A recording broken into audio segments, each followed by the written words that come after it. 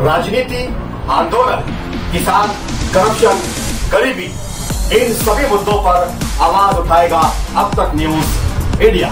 सत्ता के आगे जब भी सवाल कमजोर पड़ने लग जाए तो सवाल उठाने पड़ते हैं। बोल के लफ्ज आजाद है तेरे, बोल के सच जिंदा है अब तक।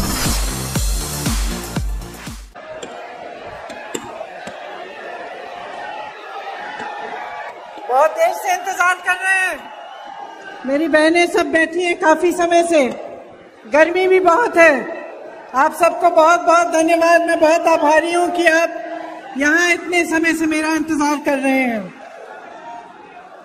श्री अमित देशमुख जी, श्रीमती विलासराव देशमुख जी, श्री शिवाजी राव कारगे जी, श्री धीरज देशमुख जी, श्री विनायक पाटिल जी, श्री त्रिंबक भीसे जी, श्री बसवराज पाटिल जी, मंच पर उपस्थित सभी नेतागण, सभी कांग्रेस पार्टी के पदाधिकारी, सभी कार्यकर्तागण, सबको इस सभा में मेरा बहुत बहुत स्वागत।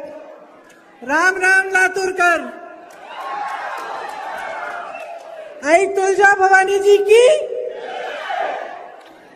ये महान संतों की धरती है।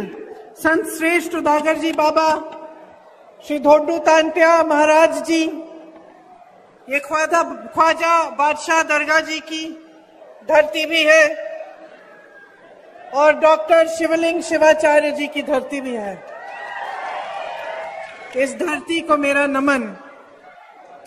देखिए, आपकी इस धरती ने, महाराष्ट्र ने सामाजिक न्याय का प्रतीक बनकर पूरे देश को दिखाया।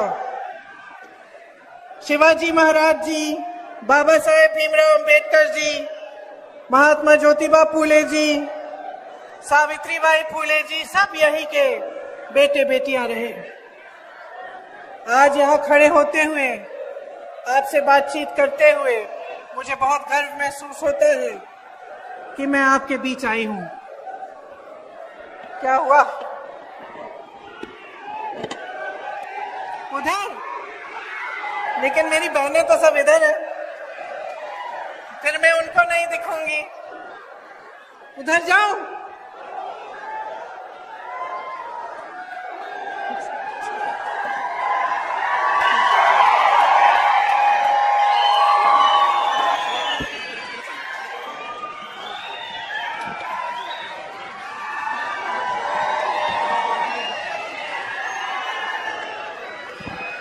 आपकी धरती ने दो मुख्यमंत्री दिए।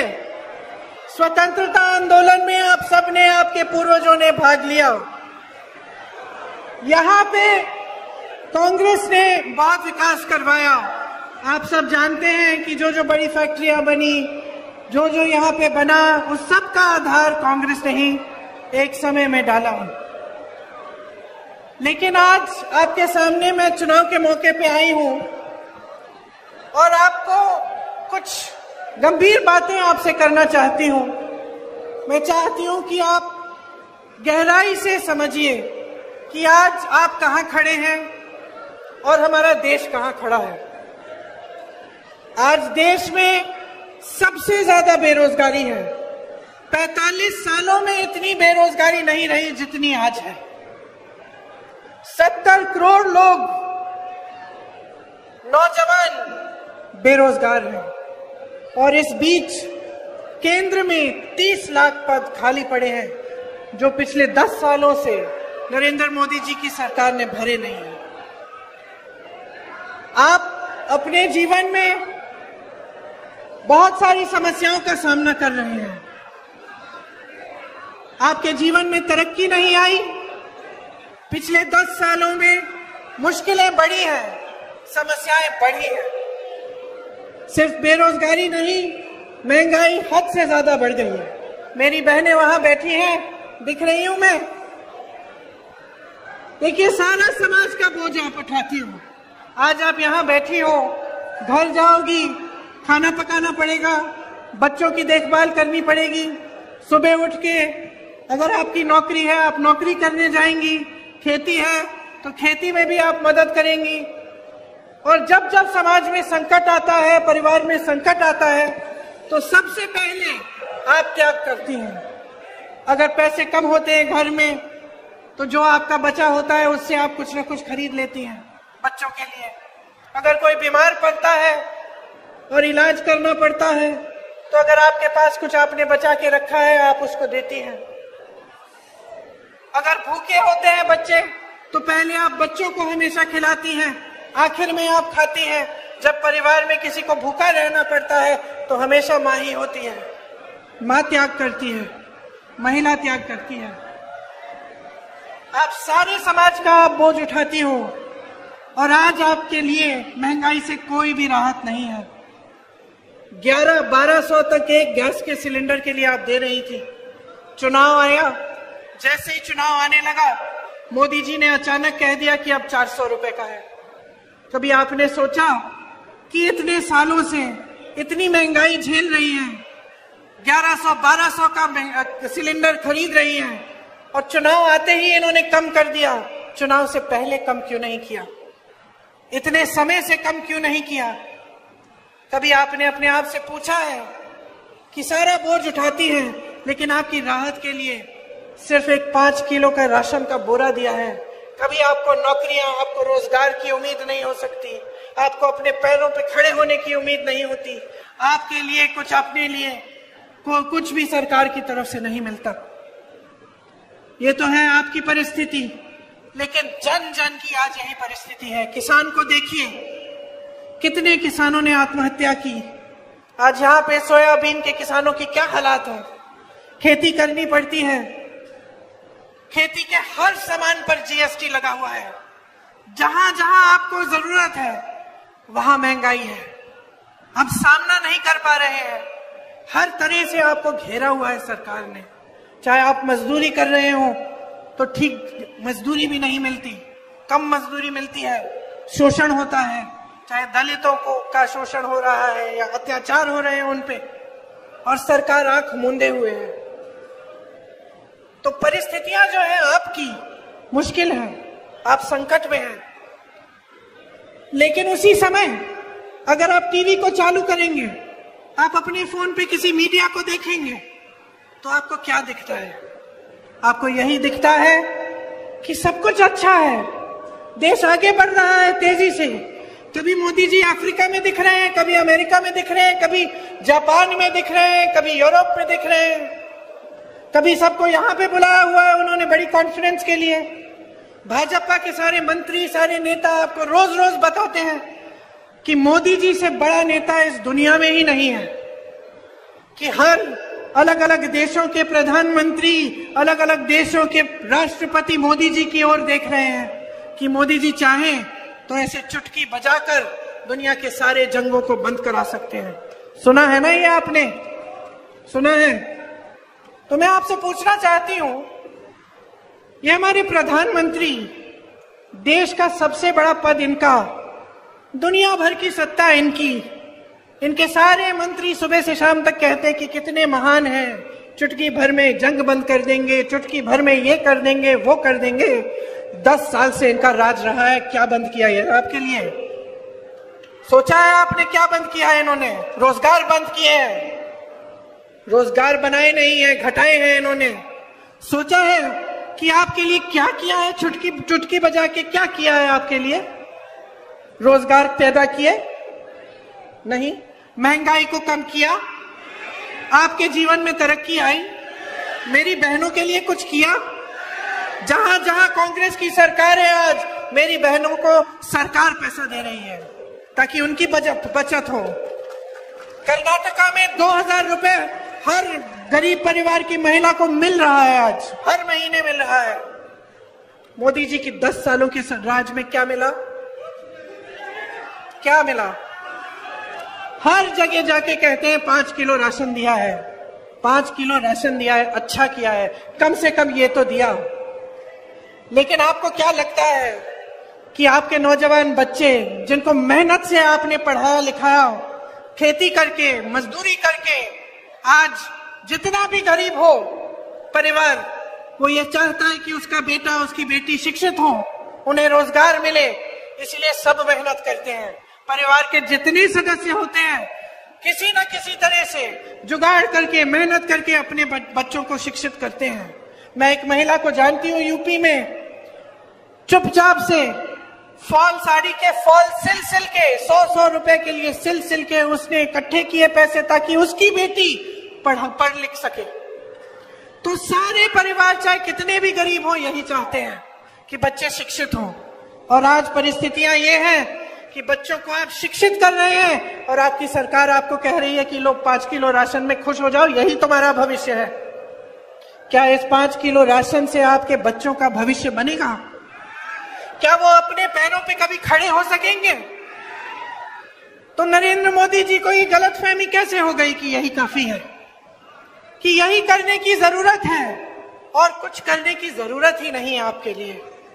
ये परिस्थितियां कैसी बनी इस देश में कि जो आप खरीदने जाते हैं वो महंगा हो गया है। सोना 73,000 का, चांदी 90,000, मिट्टी का तेल, पेट्रोल, डीजल हद से ज्यादा। सब्जी खरीदने जाती हैं मेरी बहनें, क्या मिलता है? आधी चीजें छोड़ के चली आती हैं। त्योहार होता है, बच्चों के लिए नए कपड़े, फीस भरनी पड़ती है, कोई बीमार पड़ता है, पता ही नहीं कि कैसे सामना करेंगे। ये तोहफा दिया है आपको 10 सालों में मोदी जी की इस महान सरकार ने, और आप चुप हैं। आप कह रहे हैं कि काफी है। बताइए बताइए, काफी है? काफी नहीं है। क्या चाहते हैं आप? अपनी सरकार से क्या चाहते हैं? रोजगार चाहते हैं? जोर से बोलिए, रोजगार चाहते हैं? महंगाई को कम करना चाहते हैं? महिलाओं के लिए स्कीम्स चाहते हैं? किसानों के लिए राहत चाहते हैं? नरेंद्र मोदी जी की सरकार ने 16 लाख करोड़ रुपए अपने बड़े बड़े खरबपति दोस्तों के माफ किए हैं।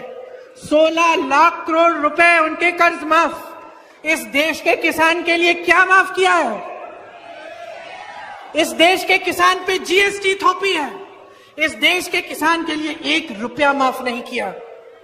जब इस देश के किसान आंदोलन कर रहे थे दिल्ली में, जब 600 किसान शहीद हुए, नरेंद्र मोदी जी अपने घर से बाहर नहीं निकले उनसे बात करने के लिए। जब इनके मंत्री ने किसानों को पहियों के तले कुचल दिया, अपने जीप के पहियों के तले, तब मोदी जी ने पूछा तक नहीं इनको। ये है इनकी हमदर्दी आपके प्रति। और चुनाव आता है तो सारी नौटंकी, सारा नाटक शुरू। आपके सामने बड़े बड़े वादे, 2 करोड़ रोजगार, 15 लाख आपके खातों में कहाँ है? मैं आपसे पूछना चाहती हूँ, किसके खाते में आए ये 15 लाख? मैं तो ये सवाल आपसे पिछले चुनाव में कर रही थी। पिछले चुनाव में हमने आपसे पूछा कि भाई कहाँ है वो 15 लाख, कहाँ है वो 2 करोड़ रोजगार? आप चुप थे। आपके सामने ये लोग आए, धर्म की बात कर ली, जाति की बात कर ली, जज्बातों को उभार दिया, बहकी बातें कर ली, और आपने फिर से अपना वोट इनको दे दिया। अब मैं आपसे पूछना चाहती हूँ, 10 साल हो गए, आपकी क्या सच्चाई है? आपकी सच्चाई आज ये है कि आपके जीवन में तरक्की नहीं आई। आपकी सच्चाई ये है कि आप कितना भी पढ़ाओ लिखाओ, कितनी भी मेहनत करो, पूरा नहीं हो रहा है, आपके बच्चों को रोजगार नहीं मिल रहा है। आपकी सच्चाई ये है कि जब महिलाओं के साथ अत्याचार होता है तो मोदी जी और उनकी सरकार किसको बचाते हैं? महिला को, कि जो अत्याचार कर रहा है उसको। हाथरस को देखिए, उन्नाव को देखिए, मणिपुर में देखिए, अरे हमारी ओलंपिक की मेडलिस्ट को देखिए, मेडल लाई, मोदी जी ने स्वागत किया अपने घर में, चाय पिलाई, फोटो खिंचाई, ये भी लिखवाया अखबारों में कि मोदी जी की सरकार में देखो महिलाएं गोल्ड मेडल लेके आ रही हैं। और जब वही महिलाएं सड़क पर उतरी न्याय मांगने के लिए, जब उन्हीं महिलाओं ने कहा कि हमारे साथ अत्याचार हुआ है, हमें बचाओ, हमें मदद करो, मोदी जी बाहर निकलना। मोदी जी ने उनकी बात भी नहीं सुनी, उनको घर भी नहीं बुलाया, उनसे पूछा भी नहीं कि बेटा तुमने इस देश के लिए इतना किया है, जरा बताओ क्या हुआ, मैं मदद कर सकता हूं। ये है उनकी हमदर्दी आपके लिए। आज ये है आपकी परिस्थिति। तो देखिए, समय आ गया है तय करने का। शायद आपको मेरी बात थोड़ी कठोर लगेगी, शायद आपको लगेगा कि क्या कह रही हूं मैं, लेकिन मैं आपके सामने सच्चाई कह रही हूं। आज जहां हमारा देश है, 10 सालों से जो इस देश में हुआ है, लोकतंत्र को दुर्बल करना, आपने महाराष्ट्र में देखा क्या हुआ। क्या हुआ महाराष्ट्र में? पैसों के बल पर विधायकों को खरीद के आपकी चुनी हुई सरकार को गिराया। आपकी आंखों के सामने हुआ, आप चुप रहे। आपकी आंखों के सामने सारी मीडिया कह रही है कि ऐसा तो मोदी जी ही कर सकते हैं, कि ऐसा तो बीजेपी ही कर सकती है। देखो, खुलेआम नारे लग रहे हैं कि हमने इतने पैसे लिए, इतना ही काफी। और जिन विधायकों को आपने वोट दिया वो दल बदल रहे हैं, पार्टियां तोड़ी जा रही हैं पैसों के बल पे। अपराध है ये, अपराध है बहनों और भाइयों, जो आपकी आंखों के सामने हो रहा है। और इससे बड़ा अपराध कोई अपराध नहीं है जो लोकतंत्र के साथ अपराध है। लोकतंत्र आपको बचाता है, संविधान आपको बचाता है। अगर आजादी की लड़ाई लड़ी आपके पूर्वजों ने, हमारे पूर्वजों ने, खून दिया, शहीद हुए बड़े बड़े नेता, किसान शहीद हुए, नौजवान शहीद हुए, उसके लिए किस लिए? आपकी आजादी के लिए, आपके अधिकारों के लिए, एक ऐसा संविधान बनाने के लिए जिससे आपको अपने अधिकार मिले। इसीलिए इस देश में चाहे किसान हो, चाहे जवान हो, चाहे नौजवान महिला हो, चाहे प्रधानमंत्री हो, चाहे मंत्री हो, चाहे सबसे बड़े बिजनेसमैन हो, सबका समान अधिकार है इस देश के संविधान के तहत। भीमराव अंबेडकर जी ने यह संविधान दिया हमें, सब लड़े इसके लिए। और आज हमारी आंखों के सामने इसके खिलाफ हर रोज कुछ हो रहा है। इसने आपको बचाया। आज नरेंद्र मोदी जी के मंत्री, उनके सांसद, उनके उम्मीदवार देश भर में घूम के कह रहे हैं कि दे दो हमें 400 सीटें, देखना हम संविधान भी बदल डालेंगे। संविधान क्यों बदलेंगे? किस लिए बदलेंगे? आपके अधिकारों को कमजोर करने के लिए। वो जानते हैं कि ये अधिकार संविधान ने आपको दिए हैं। जब ये बात फैल गई पूरे देश में, मोदी जी को दिखने लगा कि पहले चरण में उनको कम वोट आ रहे हैं, घबरा गए, बौखला गए।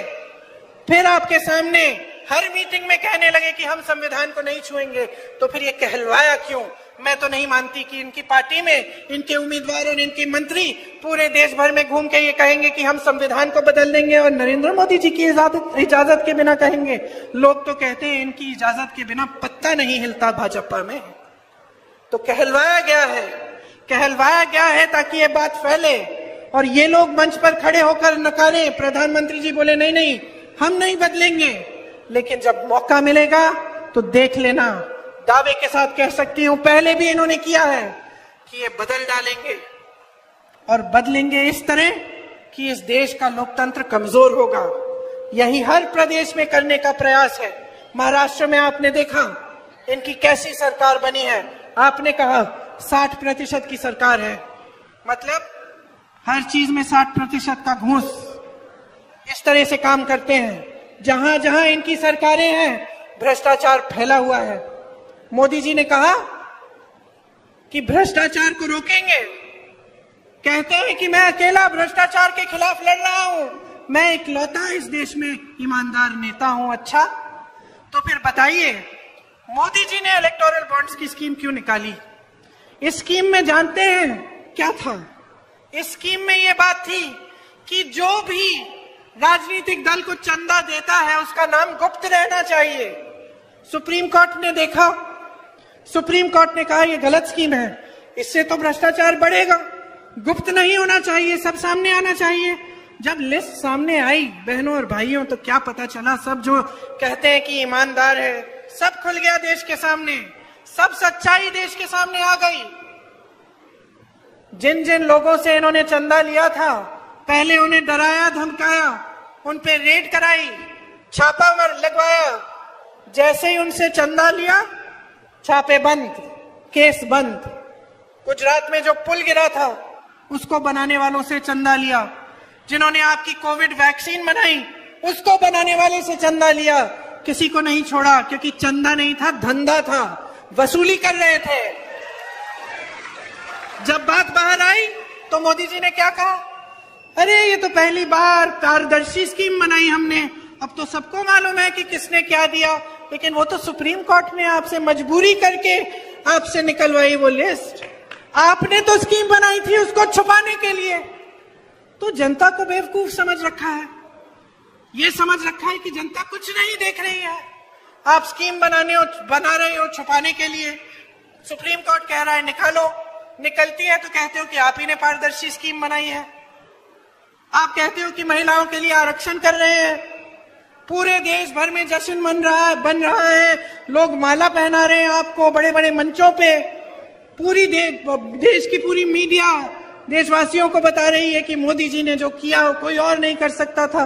बाद में पता चलता है कि 5-6 सालों के लिए तो वो होगा ही नहीं।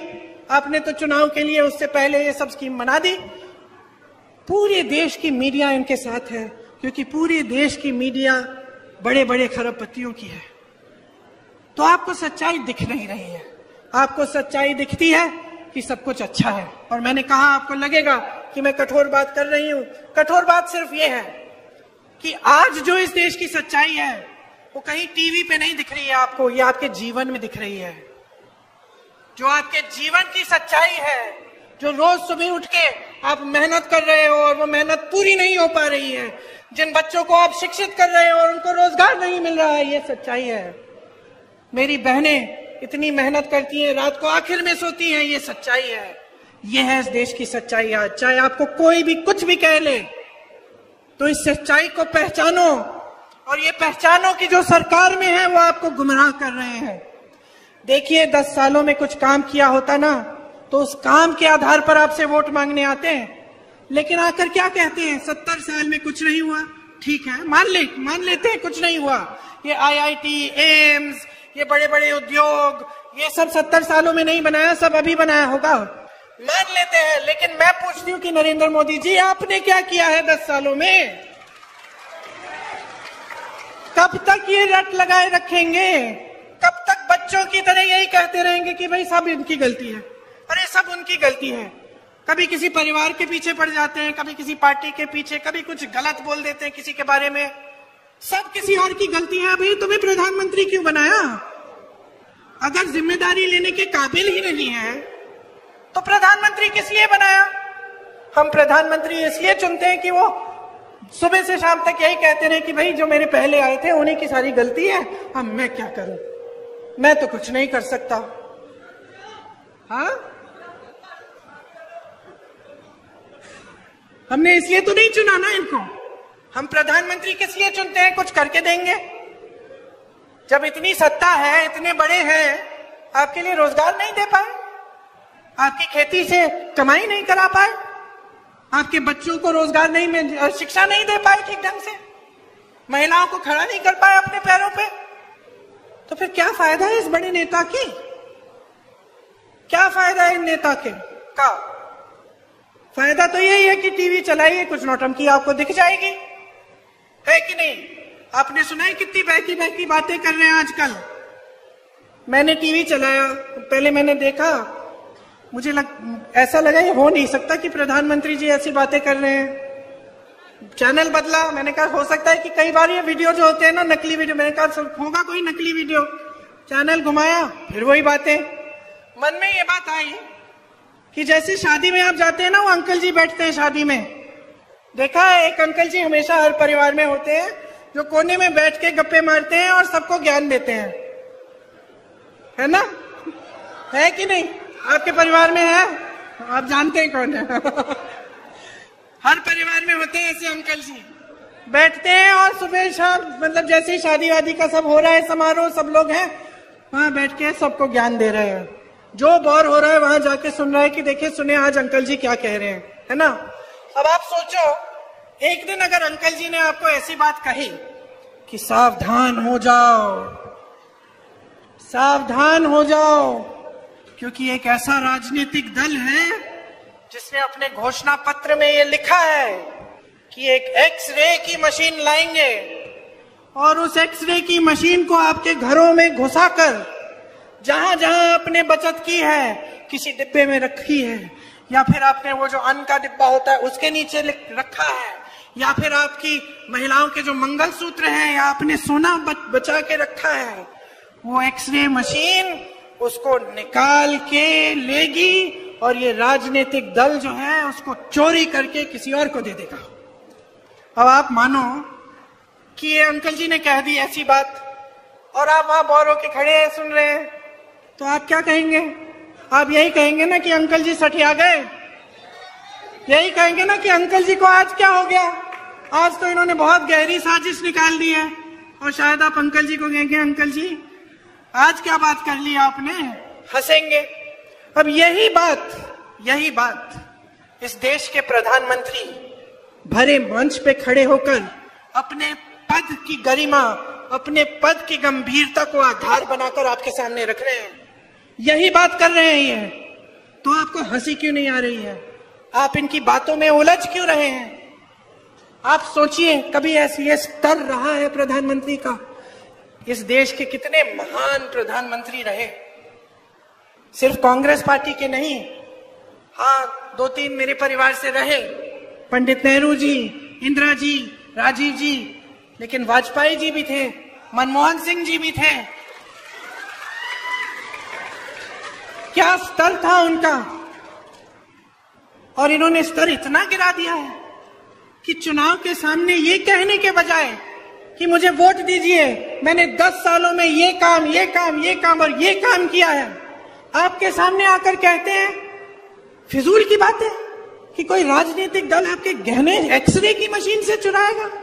मजाक समझ रखा है इन्होंने, हंस रहे हैं। लेकिन सिर्फ ये हंसी की बात नहीं है, गंभीर बात है कि आपने इनके लिए इतना आसान बना दिया है सब कुछ। ये सोचते हैं कि जवाबदेही ही नहीं है, ये सोचते हैं कि सत्य की भी जिम्मेदारी नहीं है देश के प्रति। ये सोचते हैं कि आपके सामने आकर कुछ भी झूठ बोल लें, कभी इंदिरा जी के बारे में बोलेंगे, कभी मेरे पिताजी के बारे में बोलेंगे, कभी पूरे परिवार के बारे में कुछ झूठ बोल देंगे। वो तो अलग बात है, ठीक है बोलने दीजिए, हम उनके खिलाफ हैं, हम उनके बारे में उनकी सच्चाई आपके सामने लाते हैं, हम उनसे लड़ते हैं, हम आपके लिए लड़ते हैं, तो हमारे बारे में बोलेंगे, बोलने दीजिए। लेकिन ऐसे झूठ देश के बारे में, देश के विकास के बारे में, आपके बारे में, तो आप कैसे मान रहे हैं? तो जो कठोर बात मैं कहना चाह रही हूं वो ये है कि 10 साल आपने ऐसे निकाल दिए हैं, अगर फिर से आपका वोट इनके पक्ष में जाएगा तो तैयार हो जाओ, 5 साल और भुगतोगे। 5 साल और ऐसी सरकार आएगी जो आपके लिए कुछ नहीं करेगी, जिसके नेता समझते हैं कि आपसे ऊपर हैं, जिसके नेता के दिलों में आप सर्वोपरि नहीं हैं। और ये इस देश, इस लोकतंत्र की परंपरा रही है कि जनता सर्वोपरि होती है। मैंने इंदिरा जी को देखा है, गांव जाती थी, अपने पिताजी के पीछे पीछे जाती थी मैं, गांव के अंदर, गांव में डांट खाते थे वो महिलाओं से कि हमारी सड़क नहीं बनाई है, राजीव भैया बताओ। ये थी परंपरा हमारी। महात्मा गांधी आपके बीच आते थे, कोई ऐसा नेता नहीं रहा इतना अहंकारी कि वो सोच बैठा कि मंच पे दिखेगा, बड़े बड़े उद्घाटनों में दिखेगा, बड़े बड़े विदेशी नेताओं के साथ दिखेगा, मगर आपके बीच नहीं आएगा और फिर भी दोबारा से आप उसको चुनोगे। तो मैं आपसे ये कहना चाहती हूं कि अपने जीवन में सुधार लाना है, तरक्की लानी है, रोजगार लाना है, महंगाई को घटाना है, और जो आपकी समस्याएं हैं उस पर चुनाव लड़ाना है, तो अभी जागने की जरूरत है। अभी जागरूक बन जाओ, आज अपना वोट व्यर्थ मत करो। बहुत लोगों का खून गया है जमीन को सींचने में।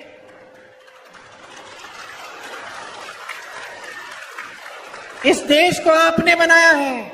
आप जब खेती में मेहनत करते हो तो सिर्फ अपने परिवार को नहीं खिलाते हो, पूरे देश को खिलाते हो। आप जब जवान बनते हो, सरहद पे जाते हो, तो पूरी देश की रक्षा करते हो। मेरी बहनें, जब आप नई पीढ़ी को, अपने बच्चों की आप परवरिश करती हो, तो आप इस देश की नई पीढ़ी को तैयार कर रही हो। ये देश आपका है। ये वोट हल्के में मत लो, इस वोट को गंभीरता से समझो कि आज आपका देश कहां है, किस मोड़ पर आ गया है, कि अगर आप जागोगे नहीं, इस देश को आज बचाने का काम नहीं करोगे, तो पता नहीं कहां पहुंच जाएगा। जो आपको दिखाया जा रहा है टीवी पे, इश्तिहारों में, सच नहीं है। सच्चाई आप जी रहे हो, इस सच्चाई को पहचानो। कांग्रेस पार्टी गारंटी लाई है। मैंने कहा बहनों के लिए सालाना 1 लाख रुपए देंगे हर गरीब परिवार में, जो सबसे ज्यादा उम्र की महिला है उसके लिए, ताकि आप बचत कर पाए, ताकि आप अपने पैरों पे खड़े हो पाए। किसानों के लिए जितनी भी चीजों पे आप खेती के लिए इस्तेमाल करते हो, जिन पर जीएसटी है, वो सब जीएसटी से मुक्त करेंगे। आपको एमएसपी कानूनी स्तर पे मिलेगा, कानून बनाएंगे, एमएसपी आपको मिलेगा ही मिलेगा। और ये जो 16 लाख करोड़ के माफ कर रहे हैं ना, ये ऋण अपने बड़े उद्योगपति दोस्तों के, इसके बजाय हम जो आपके ऋण हैं उनको माफ करने के लिए एक स्थायी आयोग बनाएंगे, ताकि किसी सरकारी ऑर्डर की जरूरत नहीं होगी। जब आपको ऋण माफी की जरूरत होगी, आप आयोग में जाकर अपने ऋण माफ करा पाएंगे। हम आपको मजबूत करना चाहते हैं, इस देश की खेती को मजबूत करना चाहते हैं। इसके लिए हम खास नीतियां लाएंगे। हम नौजवानों के लिए एक 5,000 करोड़ रुपए का फंड बनवाएंगे, जिससे जब आप अपने छोटे छोटे कारोबार शुरू करना चाहेंगे तो आपको उस फंड से पैसे मिलेंगे। जो स्नातक पास बच्चे हैं, जो शिक्षित हैं लेकिन रोजगार नहीं मिल रहा है, हम कह रहे हैं कि आपको जैसे ही आप पास होंगे, आपको हम एक अप्रेंटिसशिप प्रोग्राम में लगवाएंगे, ताकि 1 साल में आपके कम से कम 1 लाख रुपए बन जाए। हम कह रहे हैं कि मोदी जी की सरकार में 30 लाख सरकारी पद खाली हैं, हम उनको भरेंगे। हम किस आधार पर कह रहे हैं ये? आप सोचोगे कि चलो ये आई थी, इन्होंने भी बड़ी बड़ी बातें कह ली कि हम ऐसा करेंगे वैसा करेंगे। वो तो मोदी जी भी कह गए थे 5 साल पहले, 10 साल पहले, फिर कुछ नहीं हुआ। पता है आपको कैसे मालूम होना चाहिए कि मेरी बातें हल्की नहीं है। कर्नाटका में देखिए, पास में है ना कर्नाटका, जितनी गारंटी हमने दी, चुनाव से पहले जो गारंटी दी, सरकार बनने पर वो गारंटी पूरी हो रही है। छत्तीसगढ़ में हमने वही किया, किसानों के कर्ज माफ किए। हिमाचल प्रदेश में हमारी सरकार है, हर रोज गारंटियों को पूरा करने का काम हो रहा है। तेलंगाना, धन्यवाद, तेलंगाना में भी हमारी सरकार है, तेलंगाना में गारंटी पूरे हो रहे हैं।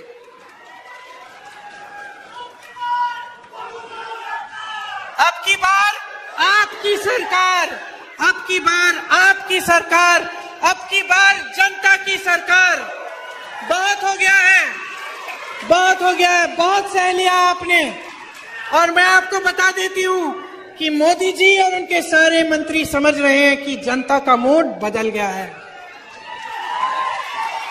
कि इनकी नाटक नौटंकी अब नहीं चलेगी, अब सच्चाई चलेगी। अब जनता सत्य चाहती है, जनता अपनी पुरानी धार्मिक परंपरा वापस चाहती है।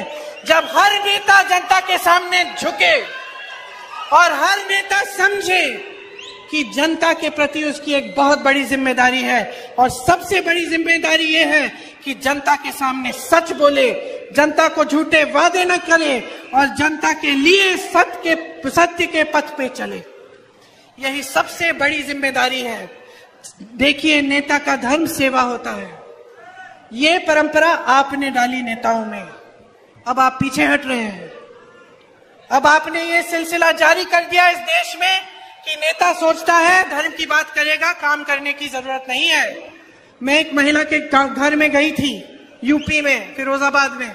कुछ नहीं था, सड़क नहीं थी, बिजली नहीं थी, पानी नहीं था। मैंने उस महिला से पूछा, इस चुनाव में वोट किसको दोगी? उसने कहा, दीदी वोट तो हम ऐसे करा मुझसे कि कहना नहीं चाह रही थी। फिर मैंने पूछा, जब बता दो। कहती है, वोट तो हम धर्म और जाति के आधार पर डालेंगे दीदी। मैंने कहा, अच्छा, कितने चुनाव के लिए करोगी ये? कहा, पिछले चुनाव में भी किया और इस चुनाव में भी। तो मैंने उससे पूछा, तुम्हें मिला क्या है? तुम्हारा नेता तो बड़ा हो गया, नेता तो गया वहां संसद में चला गया, मंत्री भी बन जाएगा, उसके बच्चे शिक्षित हो जाएंगे, पैसे बन जाएंगे, अमेरिका भी भेज देगा पढ़ाई के लिए, फूलेगा फलेगा, अच्छी सी गाड़ी लेगा, घूमेगा। तुम्हें क्या मिला? जवाब नहीं दे पाई। मैंने कहा तुमने सोचा है कि ये जो वोट है तुम्हारा, ये उसके लिए नहीं है, उसको बड़ा बनाने के लिए नहीं है, उसको सत्ता देने के लिए नहीं है।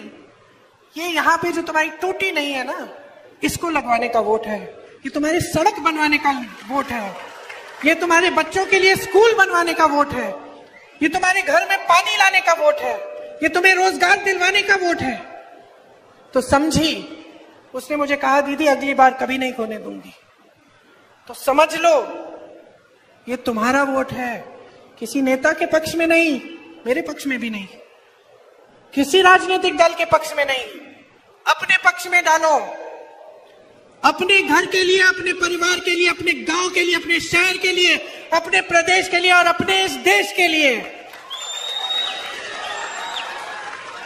जिसकी मिट्टी ने तुम्हें जीवन दिया है। क्योंकि नेता का स्वभाव होता है सत्ता मिलने पे अहंकार हो जाता है। नेता का स्वभाव होता है सत्ता मिलने पे बदल जाता है।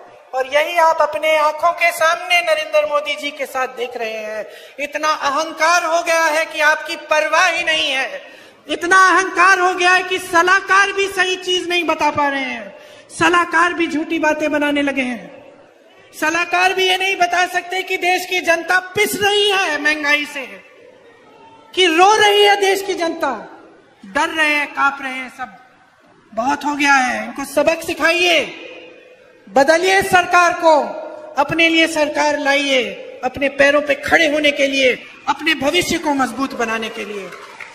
यही मेरा आग्रह है आपसे कि जब आप चुनाव के समय अपना वोट डालने जाएंगे तो 2 मिनट के लिए आंखें मूंद के सोचो, किस लिए जा रहा है ये वोट, किस लिए जा रहा है ये वोट, किस आधार पे दे रहे हो। और जज्बातों को एक तरफ कर दो, अपने जीवन, अपनी सच्चाई और अपने भविष्य के लिए डालो ये वोट। और मैं दावे के साथ कह सकती हूं कि जब आप ये सोचोगे और अपने भविष्य के लिए वोट डालोगे तो आपका वोट सिर्फ कांग्रेस पार्टी को जा सकती है।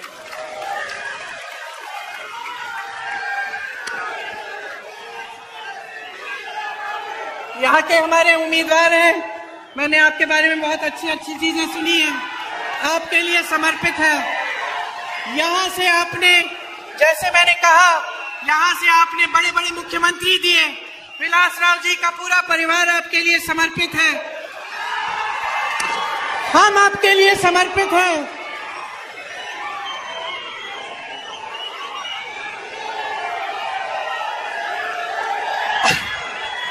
एक बार जोर से मेरे साथ बोलिए, जय हिंद, जय हिंद, जय हिंद। ये हुई ना बात।